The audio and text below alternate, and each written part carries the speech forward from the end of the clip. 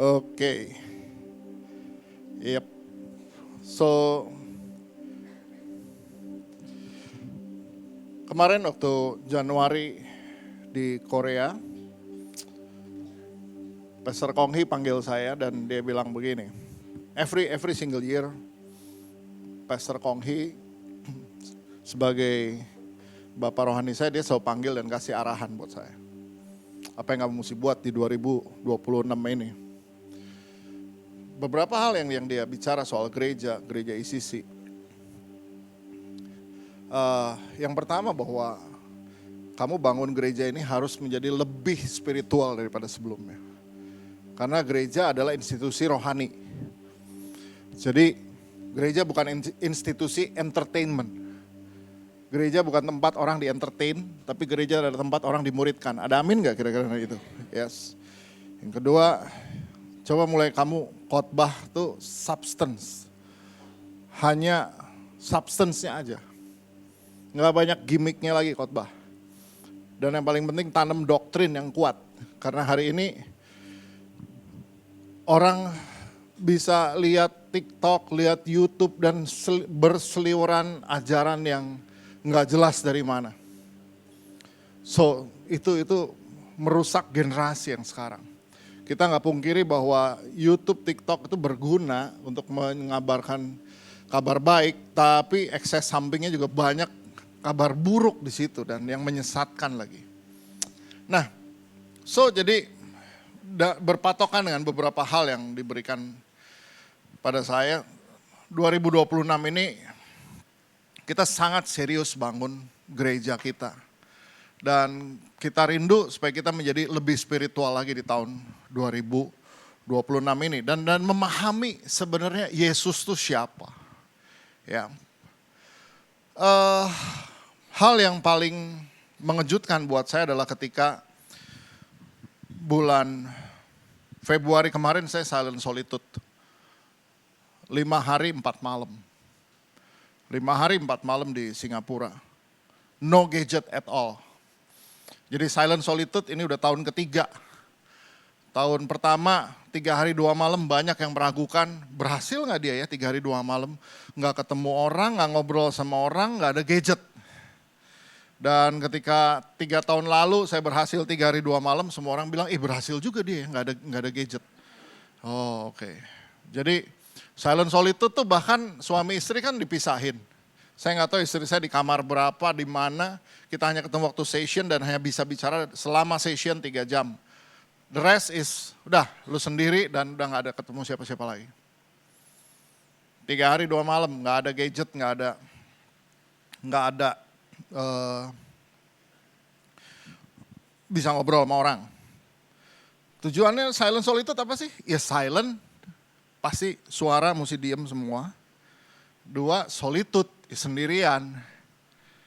Kalau segini sih nggak solitude ini. Gitu loh. Jadi kita cuma bisa ngomong 3 jam dalam satu session aja. Session teaching pagi. So 3 hari 2 malam. Tahun lalu 3 hari 2 malam lagi. Tahun ini 4 hari 3 malam. No gadget, dan yang ini lebih parah. Sessionnya cuma di awal pembukaan, terus di penutupan. Jadi selama 3 hari full, hanya kamu dan Roh Kudus. Oke. Jadi saya cuma ada Alkitab cetak dan buku tulis. Itu aja isinya. But banyak hal yang Tuhan taruhkan buat saya pribadi. Especially kita dikasih bahan refleksi. Coba pertanyaan-pertanyaan bahan refleksi. Satu reflection yang membuat saya terhenyak adalah reflection ke-6. Ketika dia tanya, apa sih? What is your unfulfilled desire? Terus kalau kamu nanti mati, kira-kira apa sih yang kamu udah rasa di hidup ini? Wah, itu buat saya berpikir keras. Your unfulfilled desire, but suddenly Tuhan cuma ingetin, kamu gak cukup kenal saya. So saya tulis my unfulfilled desire is to know you more than now. Saya udah lahir baru terima Yesus 1984. Siapa udah lahir 1984? Ya, dan udah ya 1984, ketahuan umur. Oke. Nah, jadi But cukup kenal Yesus? Enggak. Dan pertanyaan reflection terakhir yang ketujuh dibilang, who is Jesus for you? Waduh, buat saya emang menjawab itu setengah mati gitu ya. Rada-rada mesti pikir keras, sebenarnya Yesus itu buat saya siapa? Kalau dibilang dia atasan, dia komandan, yes I know karena saya orang pelayanan, saya pendeta, saya ada di ladang misi dan lain-lain. But ketika sampai ke titik friend, apakah dia teman buat kamu? Ternyata Yesus kurang friendly buat saya. Sore ini, makanya saya diminta bicara di Hobblers. Dikasih waktu 10 menit. Boleh 10 menit tapi lo akan terima palu godam 10 menit. Because saya jadi rada tiba-tiba pandangan saya mengenai ministry berubah. Wah, this is wrong, totally wrong buat saya. Jadi siap-siap aja lo volunteer akan terima banyak jungkir baliknya 2026. Saya udah bilang sama Pastor Ashley, siap-siap banyak yang resign. Karena memang kita nih salah semua kena masuknya. Bahwa ketika kita materi pertama yang diajarin sama kita adalah ketika seorang yang namanya Ignatius Loyola, dia tuh pendiri Ordo Jesuit. Nah, Ignatius Loyola adalah seorang tadinya bangsawan Spanyol. Dia jadi perwira di tentara kerajaan Spanyol, and one day dalam sebuah pertempuran kakinya terluka kena peluru meriam. So di waktu dia Ignatius Loyola beristirahat untuk penyembuhan dia banyak baca Bible dan banyak baca surat-surat buku-buku dari para bapak-bapak gereja. Dan itu mengubah pandangan dia.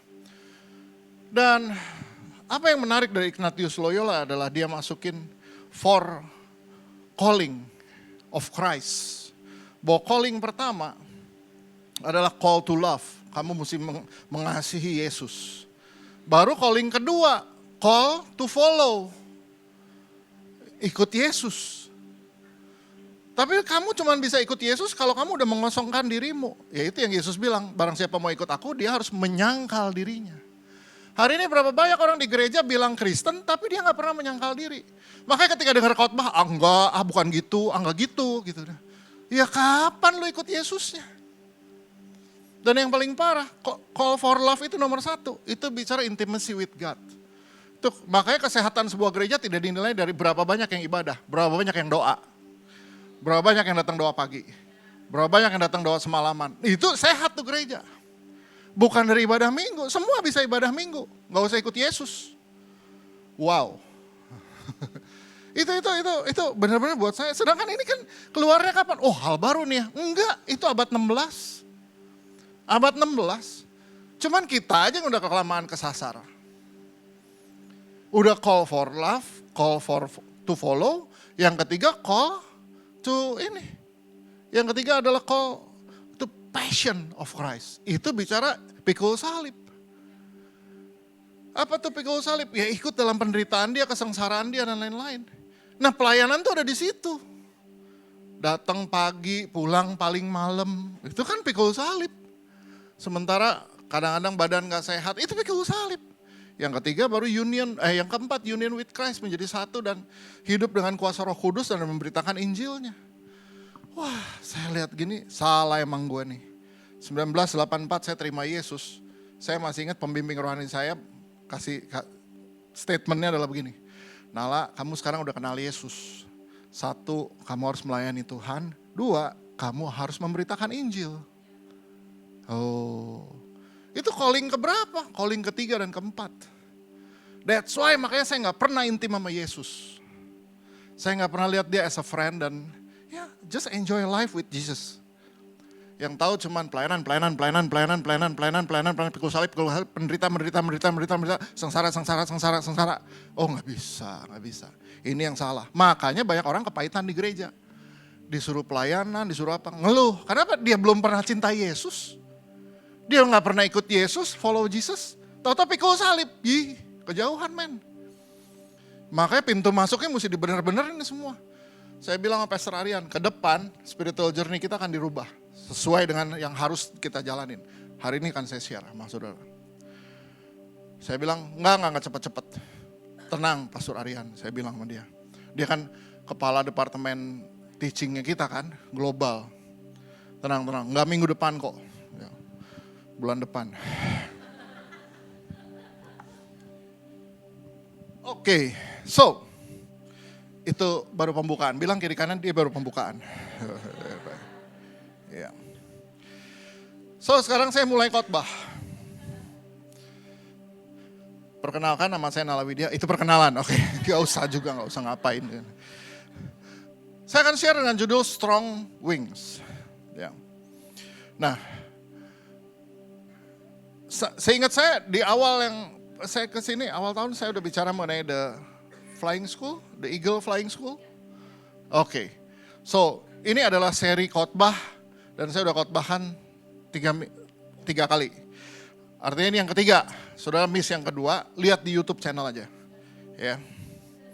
Sebenarnya hari ini saya mau kasih khotbah yang baru, cuman kemarin karena saya nemenin anak saya naik sepeda, jadi saya nggak bisa susun lengkap.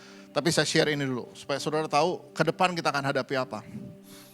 Nah, mari kita lihat apa yang dimaksud dengan sayap yang kuat. Yesaya 40 ayat 31. Nah, Yesaya 40 ayat 31 ayatnya berkata begini. Coba kita baca sama-sama. Ada di depan ayatnya, kita baca bersama. 2, 3. Tetapi orang-orang yang menanti-nantikan Tuhan mendapat kekuatan baru. Mereka seumpama Raja Wali yang naik terbang dengan kekuatan sayapnya.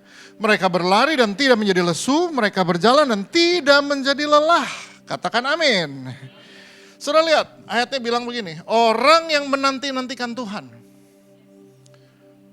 Orang yang menanti-nantikan Tuhan, artinya orang yang menaruh harapannya, orang yang beriman bahwa Tuhan akan lakukan sesuatu dalam hidupmu. Ada di sini orang yang menaruh harapannya sama Tuhan? Ya, atau sama kripto? Saya ketemu leaders di ICC Bandung. Dan itu cuma menemplak saya aja. Dia bilang gini, tapi Kak, leaders, saya ulangi lagi leaders. Dia bilang, tapi Kak, kan 80% masalah hidup kita selesai kalau ada uang. Can you imagine? What a monster we rise in church. Bisa ngomong kayak gitu. Salahnya di mana? Gue yakin salahnya di spiritual journey dan di khotbah-khotbah kita.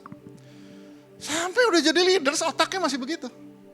80% masalah hidup akan selesai kalau punya uang. Selesaikan hidupmu coba. Dengan uang semuanya. Bisa gak kira-kira? Coba.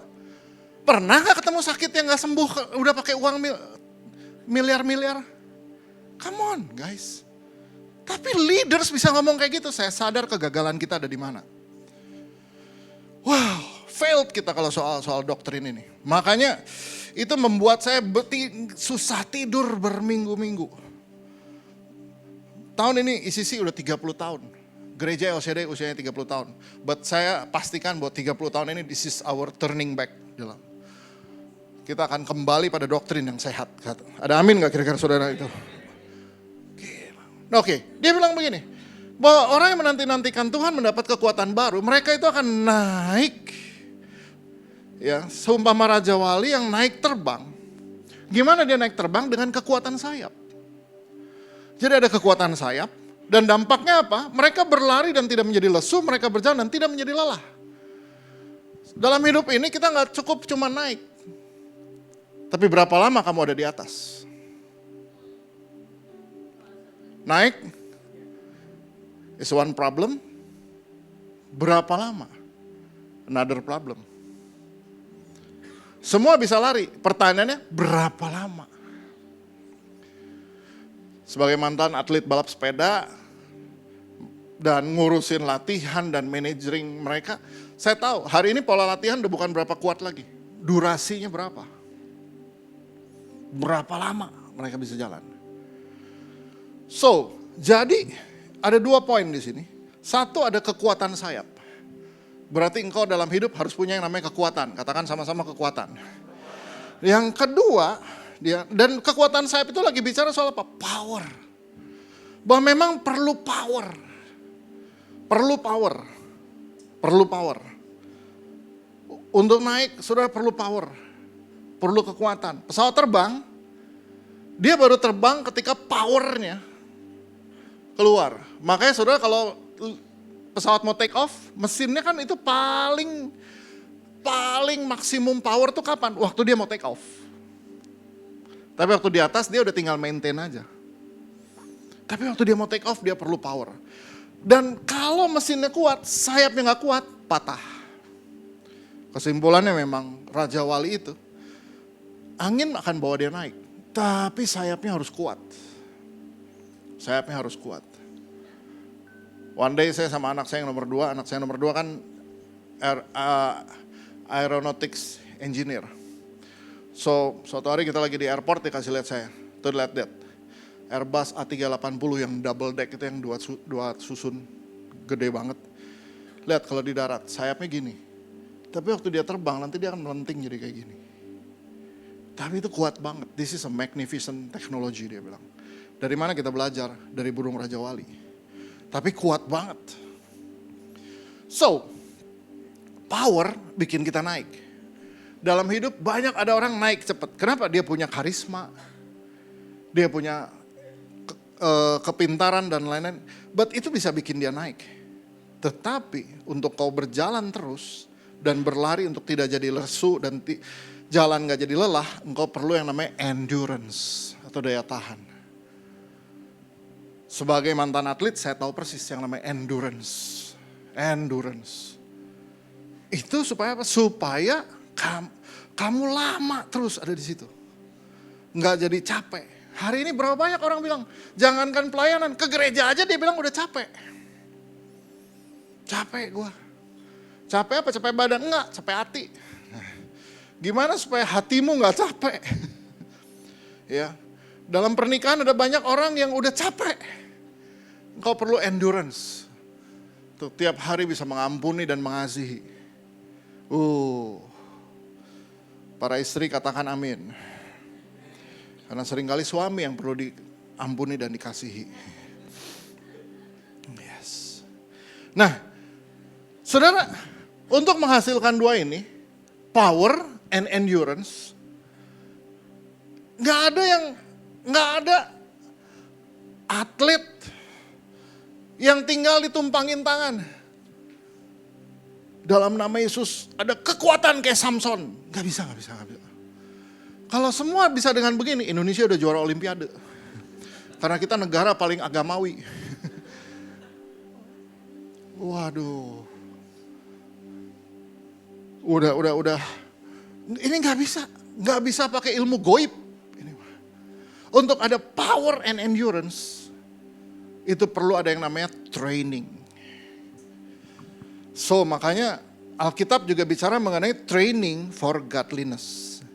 Gimana supaya kamu menjadi spiritual, itu ada trainingnya. Dan Alkitab bilang itu harus dibuat. 1 Timotius 4, ayat 7 dan 8. Ayatnya berkata begini, tetapi jauhilah tahyul dan dongeng nenek-nenek tua, latihlah dirimu beribadah. Latihan badani terbatas gunanya, tetapi ibadah itu berguna dalam segala hal karena mengandung janji. Baik untuk hidup ini maupun untuk hidup yang akan datang. Lihat, ini nasihat Rasul Paulus pada Timotius, anak rohani. Dia bilang gini, jauhilah tahyul dan dongeng nenek-nenek tua. Ini nggak ada urusannya bahwa kita nggak boleh dengerin nenek kita cerita. Nggak ada urusan di situ. Tapi hati lagi bilang bahwa kamu nih jangan kebanyakan dengerin omongan kata orang. Tapi latihlah dirimu beribadah.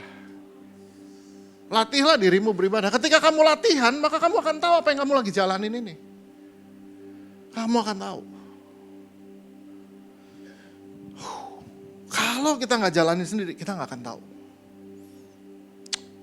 Anak saya lagi seneng main sepeda sama teman-temannya. Jadi waktu bulan lalu dia bilang, Dad, aku mau goes sama teman-teman. Masalahnya aku nggak ada sepeda. Sepeda dia terakhir beli waktu COVID. Badannya masih ya seketiak saya. Sekarang dia udah setelinga saya. Jadi sepeda dia pakai kekecilan. Kata istri saya, kasihanlah sepedanya. Oh tenang, kalau soal beli-beli sepeda saya nggak usah disuruh. Saya bawa ke toko sepeda, udah pokoknya, dah saya pilihin ini. Dah, Kamu kan cuma buat main, saya udah cuma berpikir dia cuma buat main aja. Udah, beli yang ini. Udah, oke. Dan ukurannya udah ngepas. Saya bilang nih kamu gede dikit nih, mesti diwarisin nih. Cari anak di gereja yang bisa diwarisin. Karena dia udah setelinga saya sekarang. So, berapa hari yang lalu dia bilang, Dad, aku akhir minggu mau ke Tangkuban Perahu sama teman-teman. Saya bilang, kamu tuh cuma main-main keliling kota loh. Daddy tuh ngelatih atlet, Daddy tahu untuk naik ke gunung Tangkuban Perahu, you need preparation at least 2 months. Gak bisa begitu. Oh tapi kata temenku bisa kok gini. Oke, fine. Wah mamanya panik. Saya jangan diizinin gini. Saya bilang enggak apa-apa. Oke. Kamu pergi sama temen, jam berapa mulai? 6.30. Oke. Daddy akan temenin kamu. Nggak naik sepeda karena Daddy udah nggak mungkin kuat hari ini, udah jarang gue bilang. Jadi saya pinjam mobil ke sekretaris saya Gladys, saya bilang saya pinjam mobil, mau mobil kecil supaya lincah cepet. Daddy temenin kamu naik. So, saya temenin dia di jalan. Dan saya mulai liatin mukanya, pokoknya di berapa kilometer saya lihat. Saya tanya masih kuat, sampai di satu titik dia pokoknya kelihatan udah capek banget. Saya bilang nih tanjakannya 1, 2, abis ini belok kiri, 3, 4 terakhir. Dia ditunggu di tanjakan keempat. Now you know it's Tangkuban Perahu. Wah pokoknya dia finish dan mukanya pucat. Saya udah bilang, sih. Tapi kalau kamu gak jalanin sendiri, kamu gak pernah tahu itu. Demikian pula spiritual. Gak bisa dengerin apa kata orang. Bagus ya kesaksiannya, wih bagus loh sih itu cerita. Oh iya, lu ngalamin gak? Itu problemnya sekarang. Banyak di gereja orang cuma dengar kesaksian tapi gak ngalamin. Gak bisa, latihlah dirimu beribadah. Maksudnya apa? Alamin sendiri. Di ayat 8 bilang latihan badani terbatas gunanya, tapi ibadah itu berguna dalam segala karena mengandung janji baik untuk hidup ini maupun untuk hidup yang akan datang. Ibadahmu tuh duduk di sini nih, ini berguna buat kapan? Buat hidup sekarang. Dan juga hidup yang nanti. Kenapa kita mesti duduk di sini tiap minggu? Supaya kita terpelihara sampai harinya nanti. Sampai harinya nanti. Menyedihkan banget. Saya datang ke rumah duka untuk melayat. Dulu waktu saya pertama kali nginjak kaki di gereja, dialah pembimbing rohani kita. Dan saya dengar ceritanya gimana meninggalnya karena cancer ini dan lain-lain. Oke. But dia udah sekian belas tahun nggak pernah ke gereja. Karena kecewa sama Tuhan, bla bla bla. Sad story, dulu dia pembimbing kami. Yang ngajarin bahwa kamu mesti berdoa, kamu mesti begini. Kenapa? Karena kita perlu memelihara iman sampai garis akhir. Makanya training tuh gak bisa. Lu kapan ke gereja? Ya nantilah kalau ada sempet. Ya nantilah kalau ada perlu. Oh gak bisa. Nah saudara perlu lihat. Ini yang namanya spiritual exercise. Ya, spiritual exercise. Saudara mesti tahu bahwa ada yang namanya spiritual exercise. Mari kita lihat, hari ini kita mau belajar dari Injil Matius pasal 6. Dan saya coba supaya saudara lihat Injil Matius pasal 6 mulai dari ayat 1 sampai habis. So hari ini kita akan Bible study, bilang kiri kanan kita Bible study. Iya, bilang kiri kanan selesai jam 3 sore. Dipotong makan siang terus masuk kelas lagi. Oke kita bang. Cancel semua acara sesudah makan siang. No. Saya berusaha untuk, kenapa saya mau ambil dari Matius pasal 6 satu pasal. Supaya saudara tahu Alkitab tuh gak bisa dipotong-potong. Jangan supaya potong seayat gaya TikTok gitu loh. Terus bilang, oh ini gak gitu, sebenarnya gak gitu. Tapi yang dia potong segini. Lihat loh dari 1 sampai habis. Sebenarnya apa yang diomong Yesus tuh gak bisa dipisahin dan gak bisa dirubah urutannya. Itu gak boleh. Saudara kalau belajar Alkitab yang namanya eksegesi ayat itu memang benar-benar harus dari awal dia ngomong apa. Itu ada yang namanya teks dan konteks. Gak bisa dia ambil teksnya aja terus konteksnya apa. Dan itulah kengawuran TikTok dan YouTube ada di situ. Dia ambil teks tanpa peduli konteksnya apa.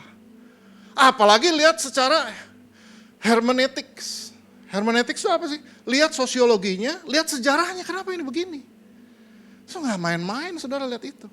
But I try this morning, kita akan lihat Matius 6, dimulai ayat 1. Ayat 1 dia bilang apa?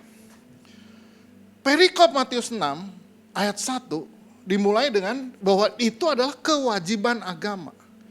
Nah, ayatnya bilang begini di ayat 1. Ingatlah jangan kamu melakukan, apa katanya? Kewajiban agamamu di hadapan orang, supaya dilihat mereka. Karena jika demikian kamu tidak beroleh upah dari Bapamu yang di sorga. Saya lagi, ini adalah yang namanya kewajiban. Jadi kalau yang namanya kewajiban berarti ini adalah wajib. Bilang kiri kanan, ini wajib. Apa itu yang Yesus bilang wajib? Dan jangan dibuat di hadapan orang. Apa maksudnya jangan dibuat di hadapan orang? Jangan dibuat di hadapan orang, itu artinya ini bukan performance. Tahu seorang performer? Seorang aktor yang pementasan, namanya pementasan ya berarti mesti ada penonton dong. Nah, sama. Tuhan Yesus cuma bilang, ini bukan perform. But this is your life. Dan itu bukan soal ada orang gua bikin, gak ada orang gua gak bikin. Doa itu bukan karena lagi rame-rame di gereja. Tapi sekalipun kau sendiri, kau buat itu. Nah lihat, tapi sekarang mari kita lihat. Hal pertama yang Yesus katakan soal kewajiban agama, itu dia tulis di ayat 2. Apa itu? Inilah exercise pertama, yaitu hal memberi. Lihat di ayat 2. Jadi apabila engkau memberi sedekah, janganlah engkau mencanangkan hal itu seperti yang dilakukan orang munafik di rumah-rumah ibadat dan di lorong-lorong supaya mereka dipuji orang. Aku berkata kepadamu, sesungguhnya mereka sudah mendapat upahnya. Tetapi jika engkau memberi sedekah, janganlah diketahui tangan kirimu apa yang diperbuat tangan kananmu. Hendaklah sedekahmu itu diberikan dengan tersembunyi. Maka Bapamu yang melihat yang tersembunyi akan membalasnya kepadamu. Yesus bilang gini, kalau kamu memberi, jangan di hadapan orang. Jangan dilakukan, bahkan dibilang di sini, ya supaya dilihat orang ya, bahwa orang-orang ini memberi. Orang munafik tuh dia beri di rumah-rumah ibadat tuh, maksudnya begini, mereka memberi di rumah ibadat supaya orang-orang lihat. Karena zaman dulu semua uang tuh logam. Dan mereka suka banting uang-uang logam itu supaya terdengar. Makanya Yesus tahu ada janda yang memberi 2 peser. Dari mana dia tahu 2 peser? Karena kedengeran bunyinya 2 peser. Oke, nah terus Yesus bilang gini, kamu gak usah kasih kayak gitu supaya mereka dipuji orang. Orang-orang ini punya motif supaya dipuji orang. Nah kalau kamu ngasih, apa yang dikasih sama tangan kanan, jangan tangan kiri tahu. Ini kalau kita baca ayat gini jangan naif. Dulu kita kalau baca ayat gini naif, makanya di gereja-gereja zaman dulu, zaman kolekte. Pinjam uang kertas dulu dong. Masuk sini. Nah, ada, punya? Oke. Cukup. Dulu kan di gereja ya. Zaman dulu kan suka lewat kantong kolekte tuh. Itu kebiasaan tuh jemaat-jemaat kan. Karena udah baca ayat ini. Kalau tangan kanan memberi, tangan kiri jangan tahu. Makanya dia rogoh kantong. So, apa yang dibuat berikut adalah begini. Supaya apa? Tangan kiri jangan tahu. Apa yang dibuat tangan kanan. Tangan kiri jangan sampai tahu tangan kanan bikin apa. Makanya dia bikin begini persembahannya. Supaya apa? Jangan kelihatan sama tangan kiri. Maka kita memberi begini. Maka kasihan banget bendahara gereja zaman dulu. Mereka gak hanya ngitung, mereka setrika. Karena udah jadi begini. Kenapa? Gara-gara baca ayat ini. Kan tangan kanan, tangan kiri jangan tahu apa yang dikasih tangan kanan. Bukan itu bos. Bukan begitu maksudnya. Bahwa ini semua adalah hal yang pribadi. Nggak usah urusan sama orang, bukan karena orang lain ngasih makanya gua ngasih, tapi ini saya pribadi buat ini. Bukan karena orang lain. Ada amin nggak kira-kira saudara? Jadi bukan ini maksudnya. Ini lo, kalau bayar parkir pakai ini tukang parkir marah nih. Oke, ini hal pertama.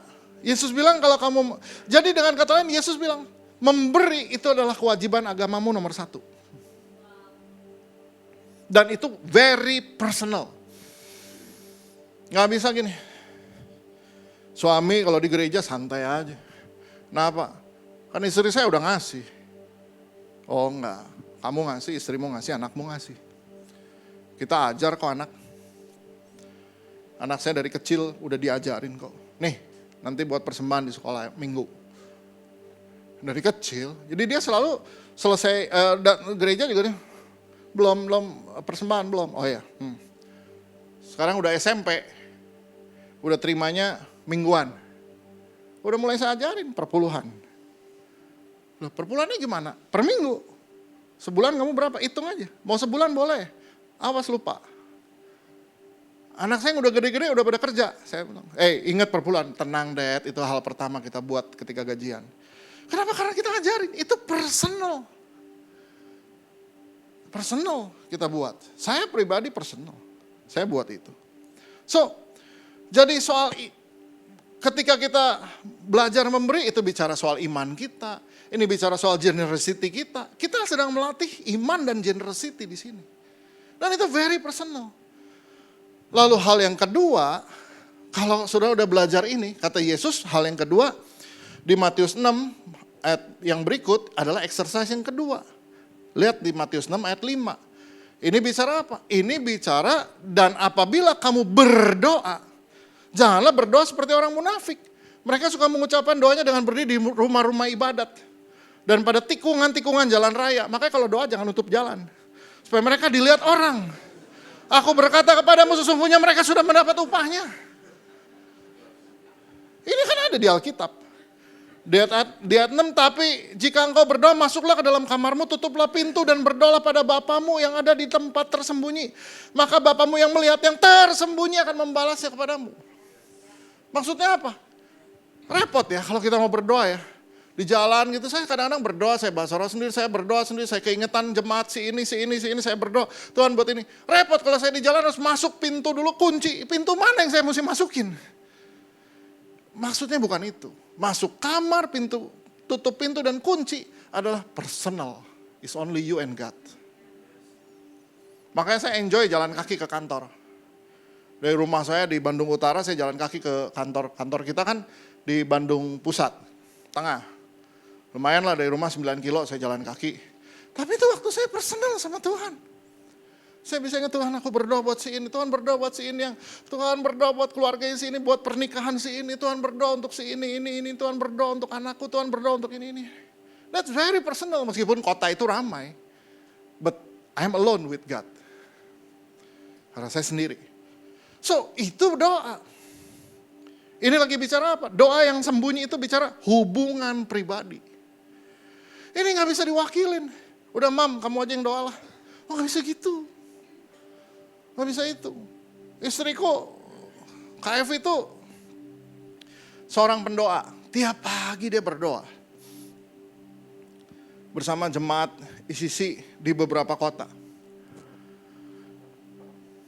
Lewat Zoom jam 5 sampai 5.30. Every single morning. Karena memang dia dipanggil punya beban untuk itu. Sekarang dia lagi, tadi ada yang tanya, kenapa KFV nggak ikut ke Jakarta Kak? Enggak, karena dia lagi bangun sekarang movement doa untuk before ibadah. Biasanya ibadah yang doa hanya para volunteer sebelum ibadah. Sekarang enggak, ada pendoa syafaat yang berdoa sebelum ibadah, 30 menit sebelum ibadah. Dan itu KFV langsung yang mimpin. Kalau di Bandung ada ibadah 1 dan ibadah 2, berarti sebelum ibadah 1 dan sebelum ibadah 2. Dan itu ada schedule-nya per area sekarang. Doa sama dia. Ya cuman 3-4 orang, berlima kadang-kadang, it's okay, no problem. Tapi yang paling penting konsisten. Konsisten. Saudara harus belajar itu. Nah, mari kita lihat bahwa yang namanya latihan itu, yang penting tuh konsistennya. Mesti konsisten loh kalau latihan. Saudara nggak bisa latihan tuh nggak konsisten, nggak bisa. Ya, nah, lihat hal yang berikut. Matius 6 ayat yang ke 16.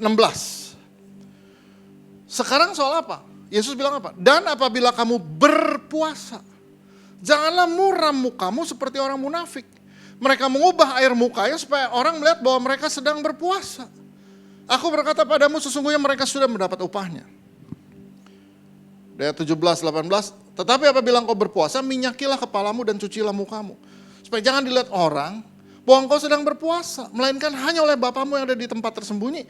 Maka Bapamu yang melihat yang tersembunyi akan membalasnya kepadamu. Perhatikan, di 3 hal ini, memberi, berdoa, dan puasa. Ada kata, maka Bapamu yang melihat yang tersembunyi akan membalasnya kepadamu. Apa maksudnya yang tersembunyi ini? Personal. Makanya lu kalau puasa jangan nyusahin orang. Puasanya sendiri, jangan orang lain harus puasa. Tenang aja. Mereka juga ada jadwal puasa sendiri. Puasa yang tersembunyi ini bicara apa? Ini bicara soal kenapa sih mesti puasa? Karena ini bicara penguasaan diri secara pribadi. Mesti kuasai diri. Jadi saudara tahu, tujuan dari memberi, doa dan puasa itu apa sih? Lihat 3 hal ini. Memberi, doa, dan puasa. Urutannya dimulai dengan memberi, doa, puasa. Dan ini yang disebut kewajiban agama. Jadi kalau sekarang saudara tanya sama saya, Kak bisa gak sih di gereja gak usah ngomong memberi atau gak usah ada memberi? Gak bisa. Kenapa? Yesus bilang ini kewajiban agamamu. Dimulai dengan apa? Memberi. Kenapa begitu? Kalau kamu memberi aja gak bisa, gak mungkin bisa doa. Karena itu eskalatif. Meningkat, memberi, doa, puasa. Untuk memberi, anak kecil aja kita ajar memberi. Bisa. Coba perhatiin, kalau ada anak kita pegang kue banyak. Kita suka bilang apa? Bagi, udah dibagi belum temennya? Gitu kan? Harus bagi dong sama temennya. Itu kita ajar pertama buat anak kecil. Nggak pernah kita sama anak kecil bilang, temennya udah didoain. Enggak. Itu next level bos, itu next level. Next level itu. Nangkap? Bahkan memberi itu ya, nggak usah pakai dorongan roh, nggak usah pakai apa, kita pun memberi. Di Alfamart belanja atau di minimarket, Pak ada sisa, ini kembalinya, donasiin aja. Kita suka gitu kan? Nggak usah pakai Roh Kudus, refleks itu. Tapi doa itu next level. Jadi ada orang bilang gini, kenapa memberi dulu baru berdoa? Karena kalau lu gak bisa memberi, lu gak bisa doa. Itu next level. Doa gak bisa, puasa lebih berat bos. Apa sih tujuan 3 hal ini? Ini yang disebut dengan detachment. Dengan memberi, kita sedang melepaskan diri dari materialism. Dengan berdoa, kita sedang memisahkan diri dari semua kesibukan kita. Tar, saya mau doa dulu deh. Sibuk. Makanya saya demen banget. Kalau yang ngomong sama volunteer atau ngajak doa tuh KFV istriku. Kenapa? Pegawai negeri iya. Dosen iya. Dokter gigi iya. Jadi ngajar masih. Absen kantor masih. Praktek masih. Istri pasti. Gitu kan. Ibu 3 anak iya, ibu gembala iya. Jadi kalau ketemu orangnya, saya gak ada waktu kak. Serius, kamu gak ada waktu. Menurut kamu, kita semua ini hidup di nirwana gitu kan. Enggak lah, kita masih hidup di dunia, masih pegawai negeri. Masih kerja, masih sibuk. Tapi kita belajar bisa detachment. No. Pisahin diri lo. Nah, puasa itu apa? Kita belajar untuk tidak terikat. Perlu makan? Perlu. Tapi bahwa saya tidak terikat dengan itu. Belajar. Kadang-kadang situasi aja mengajar kita untuk tidak terikat. Setahun lalu, di bulan April saya dicek, kolesterol saya tinggi, LDL-nya, gulanya tinggi dan lain-lain. Jadi dokter cuma bilang gini, mengingat kamu tuh punya keturunan darah tinggi, pilih makan obat atau ubah gaya hidup. Ya gaya hidup aja lah, saya bilang gitu. Oke, stop karbo, stop sugar. Gak boleh makan bakmi, waduh gitu. Susah ya, saya kalau ke Jakarta, ke ICC Jakarta, saya bisa minta bakmi pagi, bakmi siang, bakmi sore. Jakarta men bakminya. But semua hospitality Jakarta saksi betapa tahun lalu saya gak makan bakmi. Mana saya dicek, LDL turun, HDL naik, gula turun, dan lain-lain. Kata istri saya, bolehlah sekali-sekali. Itu pun membuat saya udah biasa terpisah.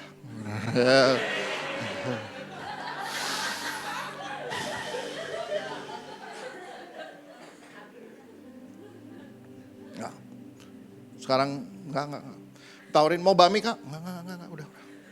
Enggak terikat, apa itu bakmi? Oke, yes. Karena memang itulah kita.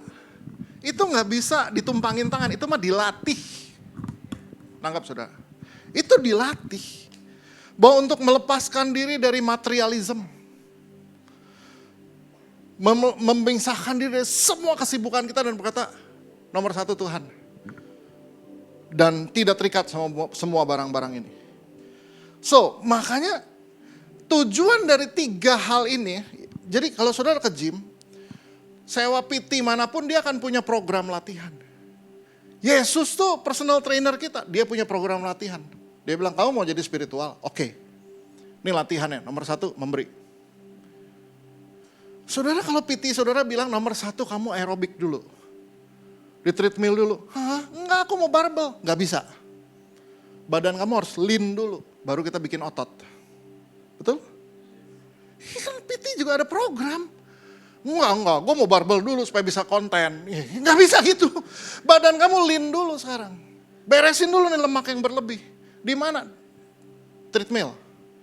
Dan dia udah patokin dulu treadmill sampai berapa. Yesus tuh our personal trainer. Program pertama memberi. Program kedua doa. Program ketiga puasa. Nah gitu loh.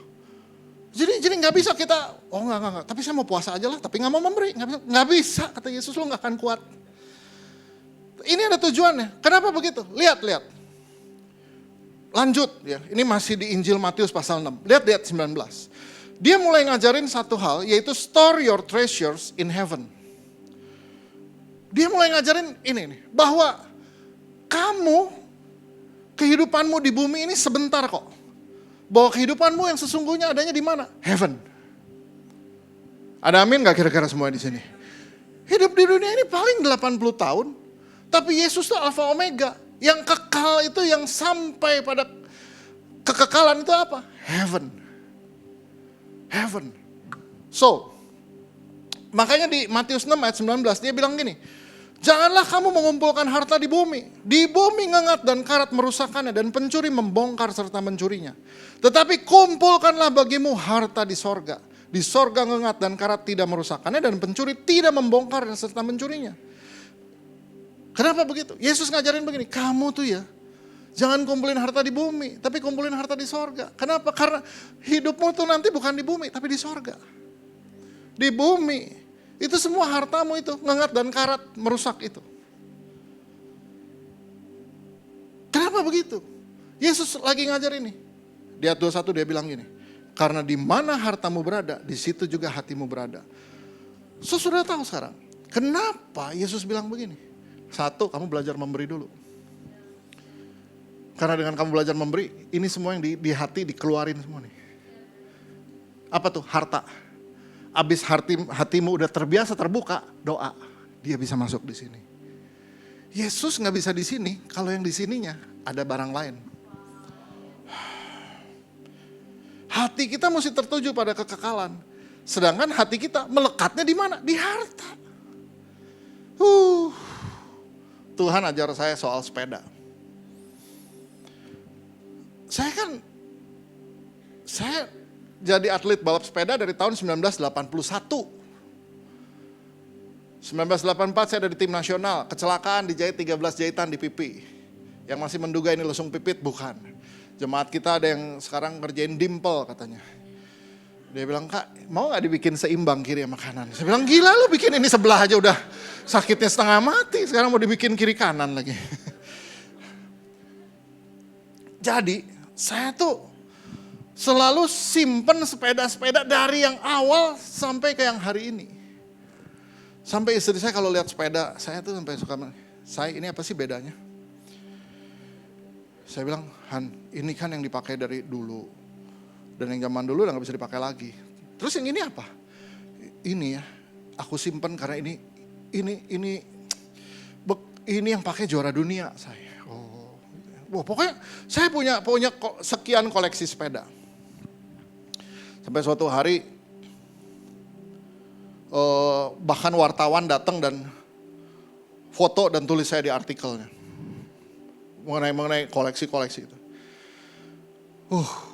Suatu hari saya lagi lihat sepeda ini, saya bilang sama istri saya, nanti ya kalau saya meninggal, saya bikinin surat wasiat buat sepeda ini.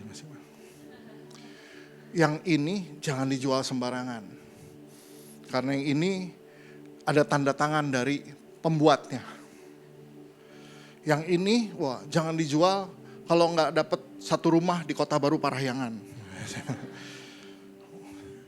Istri saya jawab, alah kamu udah meninggal, aku jual aja semua, mau berapa harganya juga. Dia bilang, kamu udah di surga, kamu udah dapat yang jauh lebih baik daripada ini semua. Saya cuma termenung, pikir, iya juga sih. Iya juga sih. Dan timbul pengharapan, iya, di surga jalannya aja emas. Berarti sepedanya, oke, lebih bagus lah. Nggak tahu juga ya ada apa enggak. Ya udah, until one day emang Tuhan sendiri bilang sama saya, kamu bukan nggak boleh punya, tapi satu, hatimu nggak boleh ada di situ. Dua, kamu boleh punya apa yang kamu bisa pakai. Apa yang kamu bisa pakai. Jadi suatu hari saya jual koleksi-koleksi itu, saya jual. Udah, sekarang di rumah hanya yang saya bisa pakai aja. Beberapa aja yang bisa saya pakai. Udah. Saudara, mengapa Yesus ngajar begini? Kenapa hati kita nih mesti diberesin dulu nih. Semua barang-barang ini keluar dulu.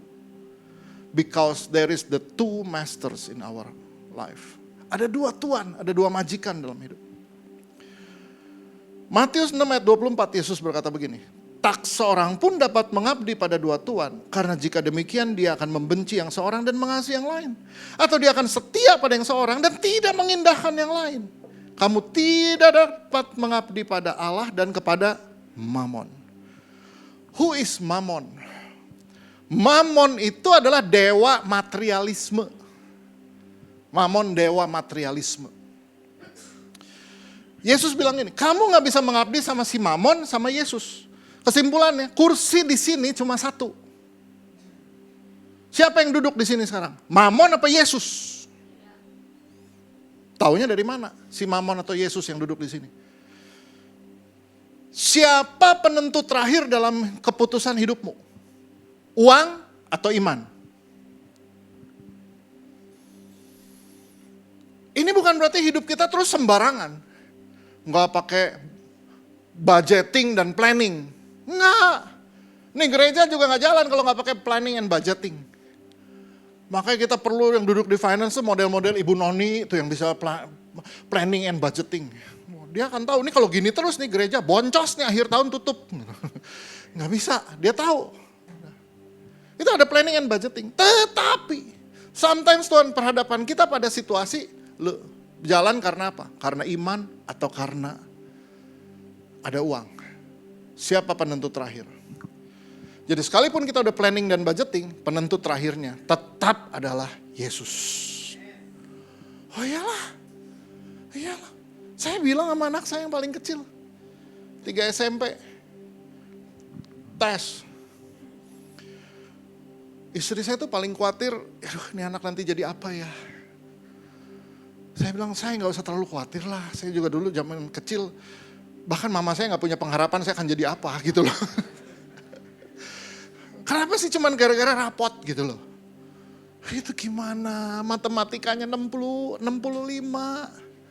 Saya dalam hati, kamu gak pernah tahu matematika aku dulu berapa. Aduh ini gimana fisika dia 70, aduh ini gimana, aduh gimana ini bahasa Inggrisnya. Sampai akhirnya di tes yang sidik jari itu katanya terus nanti tahu minat dan bakat. Muncullah gitu. Jurusan yang harus dia masukin nomor 1 adalah kedokteran. Istri saya baca gini, wah palsu ini mas, sesat katanya, gak mungkin katanya. Pilihan kedua kedokteran gigi, ngawur katanya istri. Padahal dia dokter gigi gitu. Nggak terus jadi happy gitu, nggak ngawur ini pasti katanya. Anakmu pecicilan begini kedokteran gigi katanya. Segala dia boring, kita udah selesai. Aduh, gak kelar yang begini nih.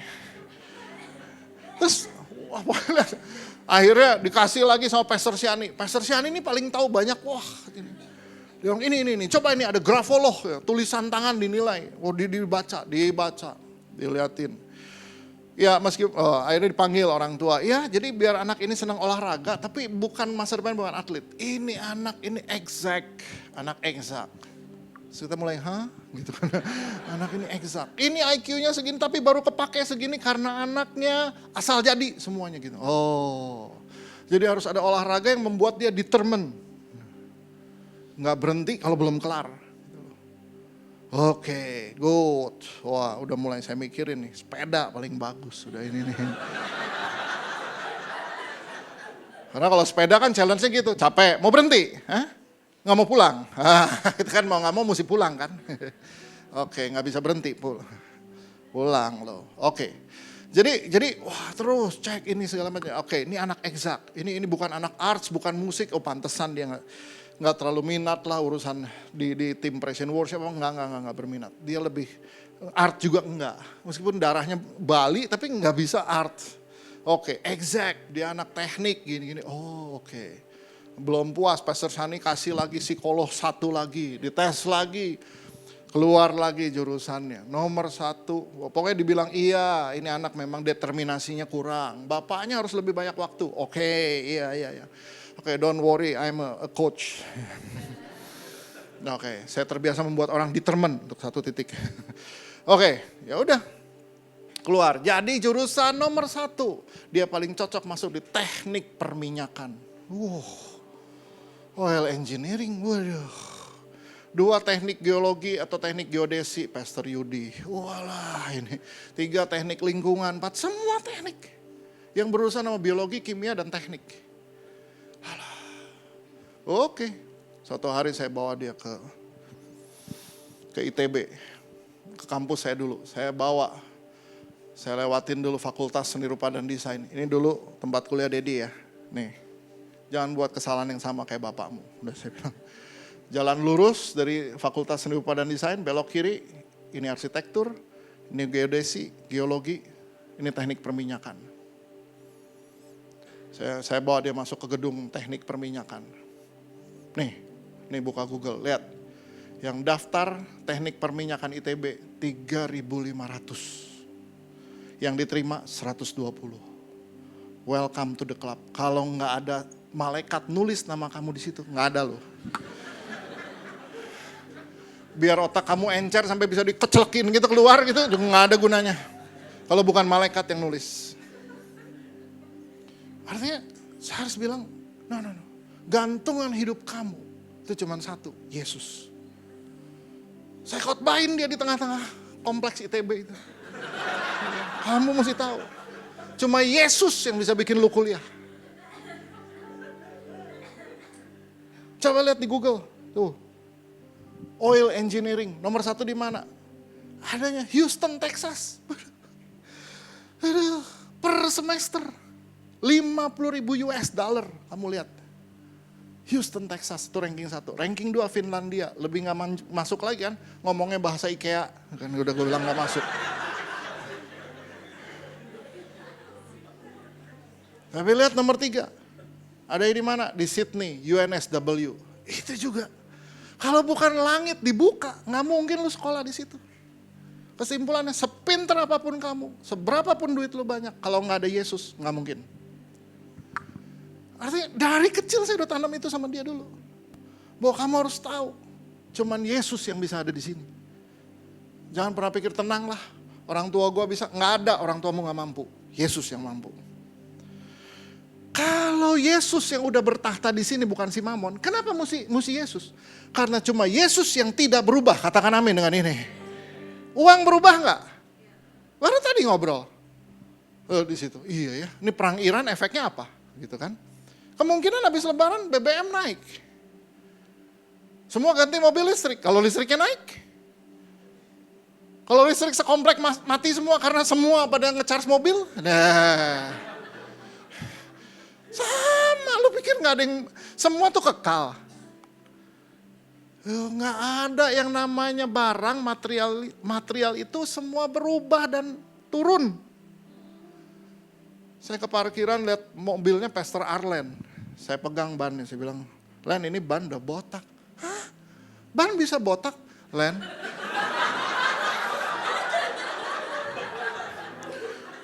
Cuma Yesus yang kekal. Gimana sih? Jadi harus ganti. Karena dia single parents, ya udah saya yang bantuin dia ke bengkel. Kebetulan jemaat kita ada yang dealer ban gitu. Ini kamu gantiin punya Pastor Arlen gini-gini. Pas dilihat harganya, mahal amat. Len, itu normal. Itulah mamon, nyusut. Udah nyusut, nyungsep besok. Cuma Yesus yang kekal, what do you expect dengan ini semua? Nangkap gak saudara? Terus kita berkata 80% masalah hidup kelar sama si mamon. How come?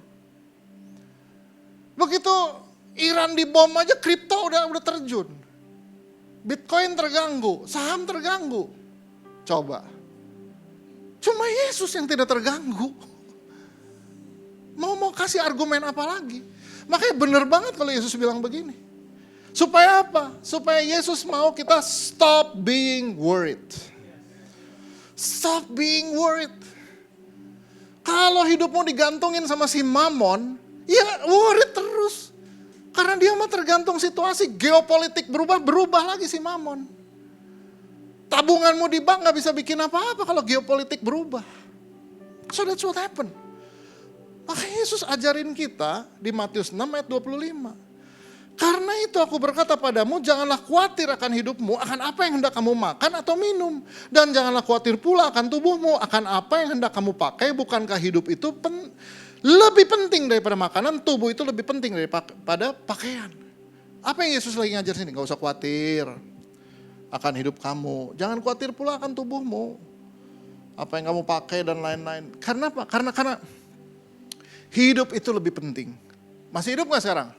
Coba tarik napas. Bersyukur. Saya pun gaji belum naik, gue masih hidup. Apa gunanya gaji naik tapi sesak napas? Sama juga. Mendingan gaji naik tapi hidup sih gitu. Dan tubuh itu lebih penting daripada pakaian. Bahwa tubuh ini masih ada dan lengkap ini, aduh puji Tuhan banget lah. Lebih penting daripada semua pakaian.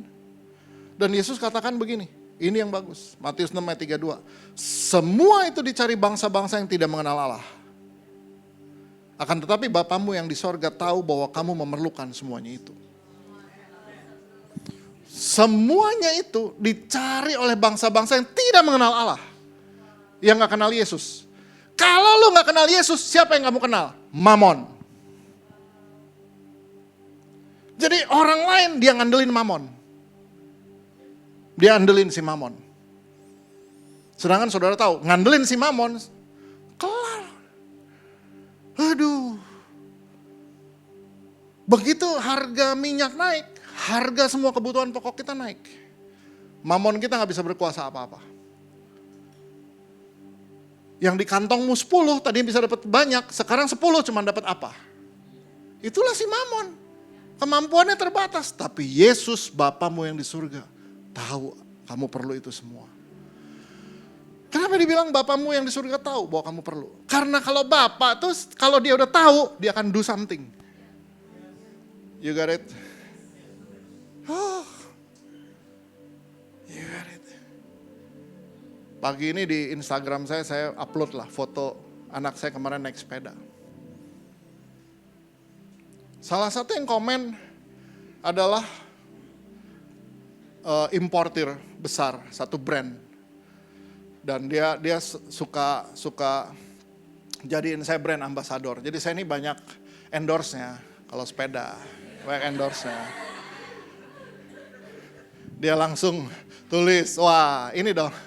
Saya bilang, iya om, coba support ya keponakannya. Langsung WA saya tadi. Jadi mau yang model apa kak? Gini. Bapak punya peranan, anak mah gak tahu apa-apa. Bapak. Ini baru Bapak begini yang jelek nih, apalagi Bapak di surga. Bersyukur gak punya Bapak di surga? Wah, Bapak di surga juga tahu kamu perlu semuanya itu. Kasih tepuk tangan buat Bapak di surga yang luar biasa. Wah, ini saya kalau ketemu jemaat, kakak kan mikirin 7 gereja ya. Belum lagi yang di sinode. Kenapa masih bisa tenang, bisa ketawa, bisa minum kopi? Tenang, ini gereja bukan punya gua, punya Yesus. Lagi pula Bapak di surga tahu kalau kita semua perlu itu. Udah tidur mah tidur aja gitu loh. Tenang, ngopi mah ngopi aja, rasain bahwa kopinya masih enak gitu loh. Bapakmu di surga tahu bahwa kamu memerlukan itu. Oke, conclusion. Sekarang kita lihat grafiknya. Bahwa yang pertama, di Matius pasal 6 ayat 1 sampai 4, Yesus ngajar apa? Hal memberi. Itu supaya kita detachment dari materialism. Bentuk materialisme yang paling umum adalah uang. Nomor 1 kita belajar detach dulu, lepas dulu dari benda ini. Bukan gak boleh punya, tapi jangan sampai dia ada di hati. Ini dulu. Yang kedua, di ayat 5 sampai 15, Yesus lagi ngajar hal berdoa. Supaya kita detach dari kesibukan. Lepas dari kesibukan. Di ayat 16 sampai 18, Yesus mengajar hal puasa. Supaya kita detach dari hawa nafsu. 3 hawa nafsu kita yang kita belajar untuk tekan dan matiin. 3 mekanisme manusia yang tanpa diajarin manusia bisa. Makan. 2, seks. 3, self defense. Membela diri. Makanya Yesus bilang gini, kalau kamu ditampar pipi kiri, kasih pipi kanan. Maksudnya apa? Ini bukan pukul-pukulan. Tapi ini bisa belajar untuk berkata, iya oke, saya salah. Oke, saya harus berubah.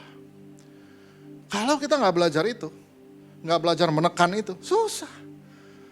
Banyak yang berkata, Kak tolong saya pengen dong dibimbing. Nanti kalau waktu kita ketemu, ya tapi kamu jangan begini. Sebenarnya nggak gitu sih Kak, tapi ini kan gini. Iya tapi kalau kamu begitu, nanti kamu begini. Iya tapi kan begini, maksud saya begini loh, ini gini. Oke, tapi ini kamu nggak boleh gini. Oh bukan begitu, tapi ini gini. Woi, lo mau bimbingan apa mau pencak silat gitu loh, terus aja menangkis gitu kan. Lah, susah maju saudara.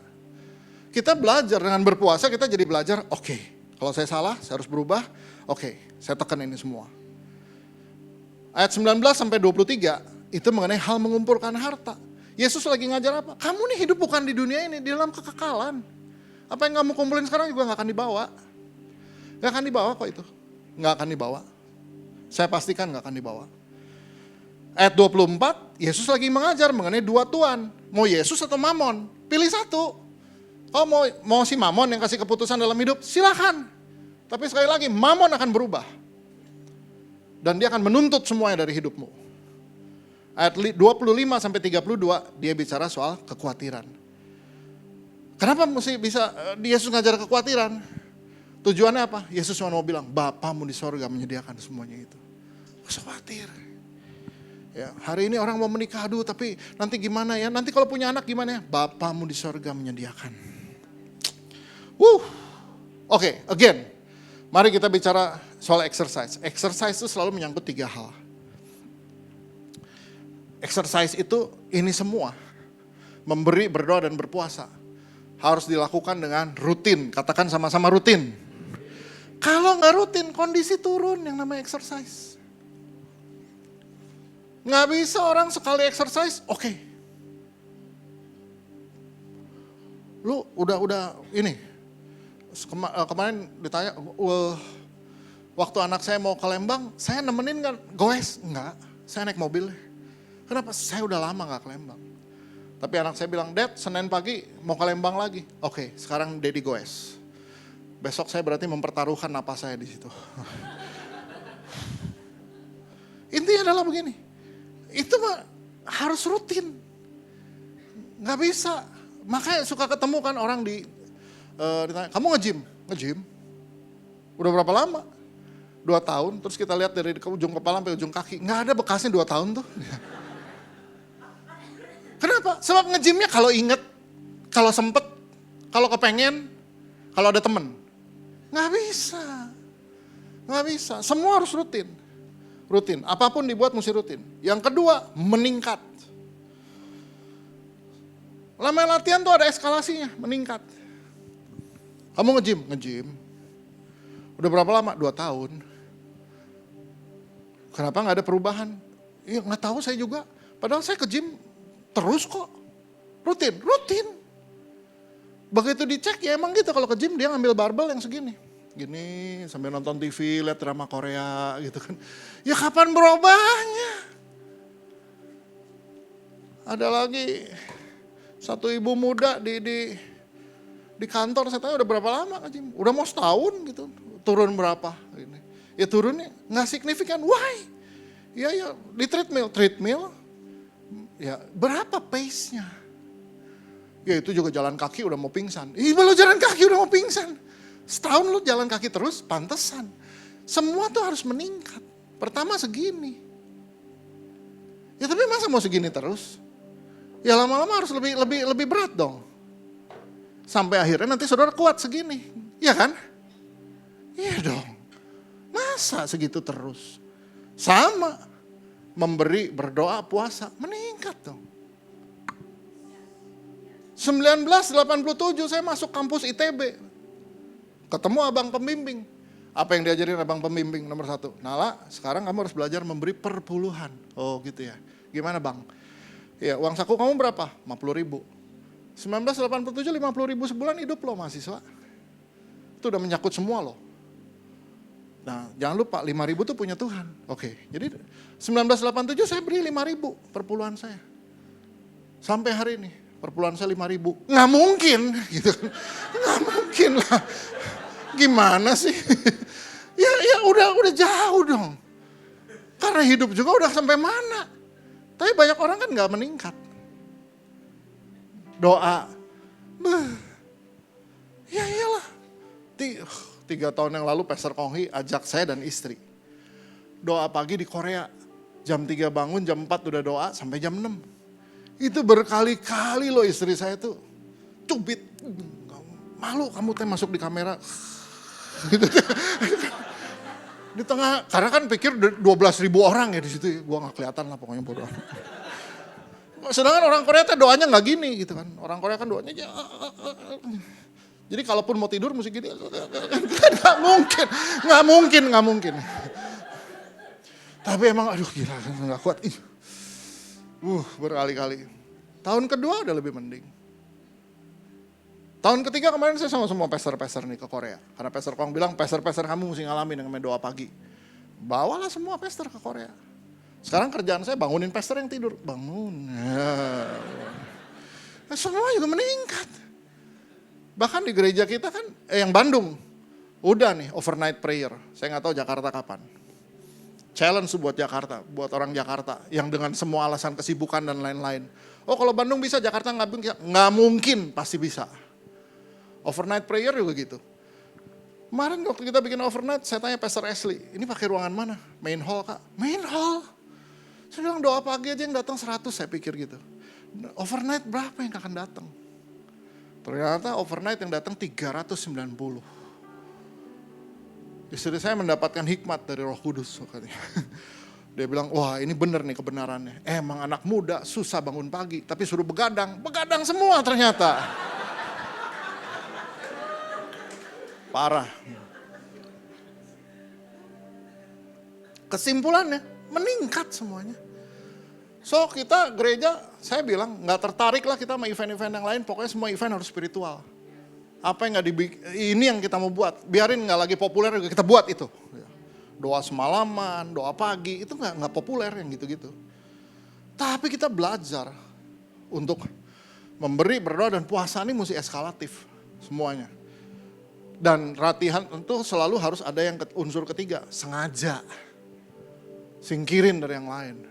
Sok pagi saya mau sama anak saya goes, ya saya masukin schedule. Artinya sampai jam 9 saya gak bisa diganggu, udah gitu. Itu mah sengaja.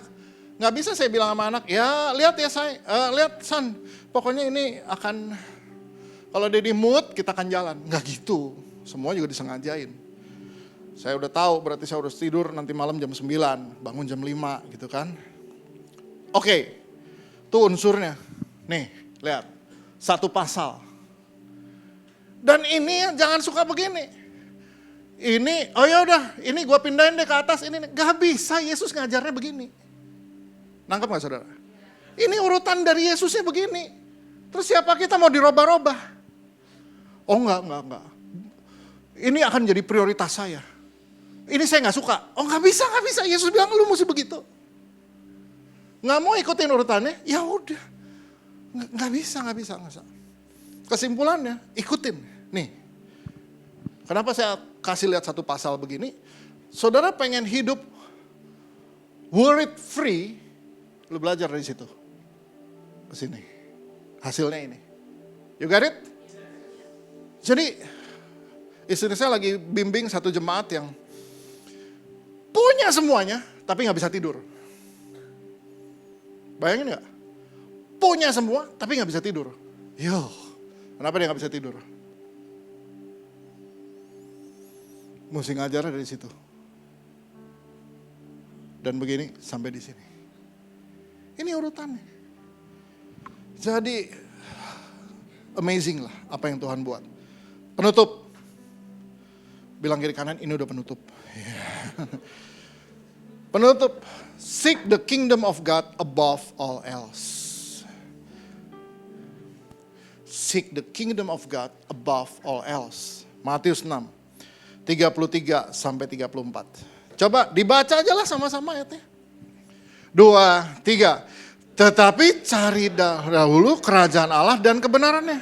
Maka semuanya itu akan ditambahkan kepadamu. Ya. Coba lihat di ayat 34-nya. Sebab itu janganlah kamu khawatir akan hari esok. Karena hari esok mempunyai kesusahannya sendiri. Kesusahan sehari cukuplah untuk. Ayat di bawahnya bilang siapa dengan kekhawatirannya bisa menambahkan sehasta aja dalam hidup. Tahu gak sehasta itu berapa? 40 cm. Ini hasta nih. Sehasta itu dari telapak tangan sini sampai siku. 40 cm. Pak, udah gak tidur semalaman mikirin. Hidup kita maju 40 cm juga enggak. Simpulannya udah deh. Besok kalau hari ini Yesus sudah tolong. Besok Yesus juga akan tolong lagi. Udah. Gitu aja. Tapi apa yang kita mesti buat?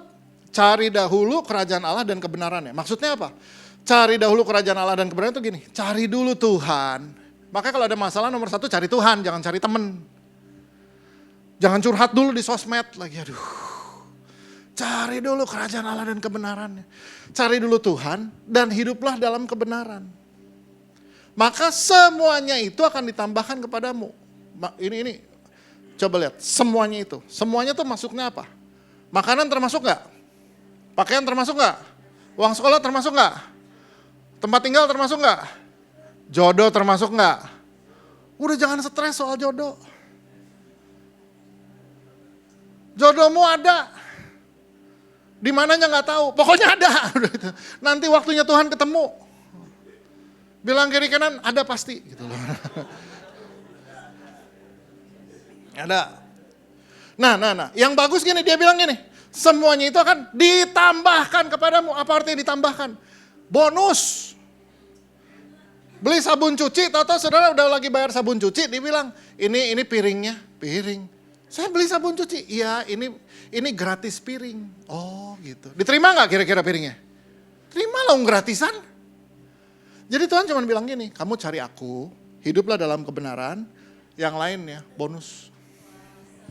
Kalau kita terbalik, kita cari itu semua dulu, ntar ya kalau ada waktu buat cari Tuhan. Kata Tuhan terbalik lu mah. Cari aku dulu. Yang lainnya nongol sendiri. You got something.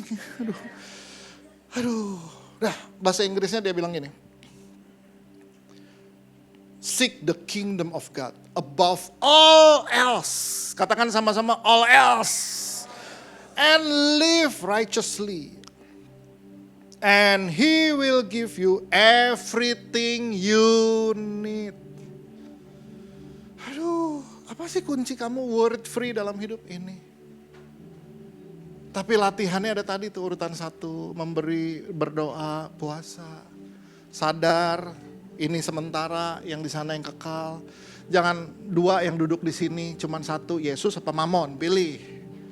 Mau duit apa Yesus? Gak bisa dua-duanya. Punya uang tapi jangan ada cinta uang. Udah gitu. You got something? Bilang kiri kanan dia selesai.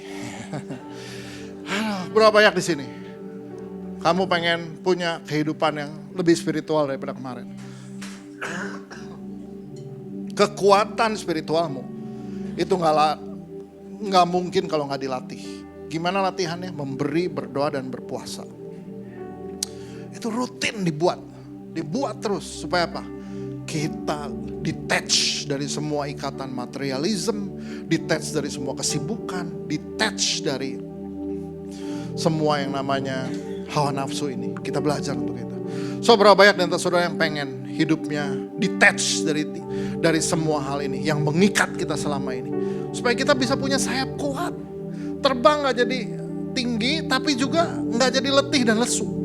Sometimes hidup kita jadi capek karena kita mikirin semua yang sebenarnya kita gak pikirin gak akan selesai. Tapi Bapamu di surga tahu kamu perlu itu semua. Berapa banyak yang berkata, saya mau Tuhan, saya mau punya sayap iman yang kuat dan saya mau latih diri saya. Yang berkata begini, taruh tangan kananmu di dada. Thank you Lord. Pagi ini hamba berdoa untuk setiap pribadi yang menaruh tangan kanan di dada. Berdoa supaya di dalam nama Yesus, keputusannya dari kami tapi Roh Kudus yang kasih kami kekuatan. Kami boleh detach dari yang namanya materialism. Kami boleh belajar untuk menyingkirkan semua kesibukan kami.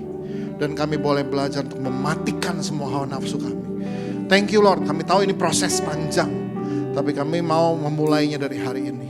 Terima kasih Tuhan. Mari kita bangkit berdiri sama-sama.